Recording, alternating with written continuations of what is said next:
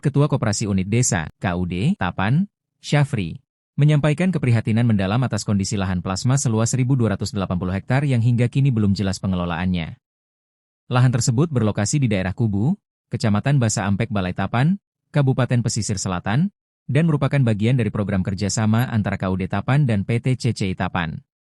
Syafri menjelaskan bahwa lahan tersebut awalnya telah diserahkan oleh para nenek mama kepada pemerintah untuk dikelola sebagai lahan plasma oleh anggota koperasi, sesuai kesepakatan bersama dengan PT CCI. Namun, hingga saat ini, tidak ada realisasi pengelolaan yang sesuai. Lahan ini terbengkalai. Yang menanam dan memanen sawit saat ini bukan anggota plasma, tapi masyarakat luar anggota plasma PT CCI yang tidak kami ketahui asal-usulnya, kata Syafri dalam pernyataannya. Yang lebih mengejutkan, di atas lahan tersebut kini telah berdiri sebuah pabrik kelapa sawit milik perusahaan lain, yakni PT Kemilau Permata Sawit. Menurut Syafri, keberadaan pabrik tersebut tidak pernah disosialisasikan dan izin pendiriannya pun tidak diketahui oleh koperasi. Kami tidak tahu dari mana izin PKS itu. Pihak KUD tidak pernah dilibatkan ataupun diberi penjelasan soal pendirian pabrik oleh PT Kemilau Permata Sawit di area lahan plasma, ujar Syafri. Ia menambahkan bahwa PT CCI, sebagai mitra resmi dalam pengelolaan lahan plasma, belum pernah memberikan keterangan atau melakukan kunjungan lapangan. Hal ini menimbulkan ketidakjelasan dan konflik di tingkat masyarakat. Kesepakatan awal dengan PT CCI tidak berjalan sebagaimana mestinya. Tidak ada penyerahan lahan kepada anggota plasma, tidak ada koordinasi, dan tidak ada kejelasan pertanggungjawaban, tegasnya. Dia meminta PT CCI untuk memberikan klarifikasi terbuka mengenai status lahan tersebut, serta meminta perhatian pemerintah daerah untuk menelusuri keberadaan dan legalitas kegiatan usaha PT Kemilau Permata Sawit di atas lahan HGU yang seharusnya menjadi hak masyarakat plasma. Inilah lahan plasma yang dicadangkan yang sudah disepakati dengan PT CCI. Jadi ini sejumlah keseluruhan itu sesuai kesepakatan yang diserahkan oleh nenek mama kepada pemerintah untuk dijadikan plasma CCI kerjasama dengan KUD.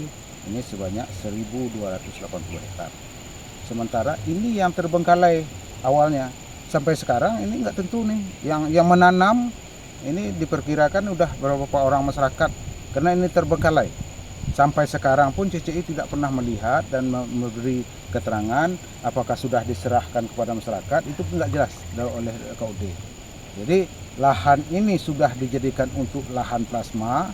Kontrak kerjasama antara PT CCI dengan KUD Tapan sebanyak 1.200 hektar ini sudah hancur, Pak. Sudah hancur, yang menggarap bukan lagi anggota plasma.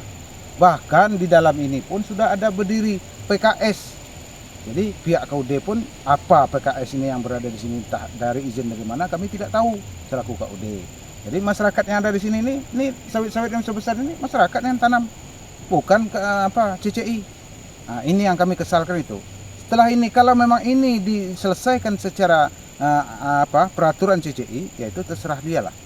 Jadi apa problemnya itu kita nggak jelas. Yang jelas sekarang ini yang punya lahan ini sekarang, yang memanen sawit yang ada sekarang ini bukannya orang anggota plasma, tetapi masyarakat di luar anggota plasma CCI yang berada di tangan KUD.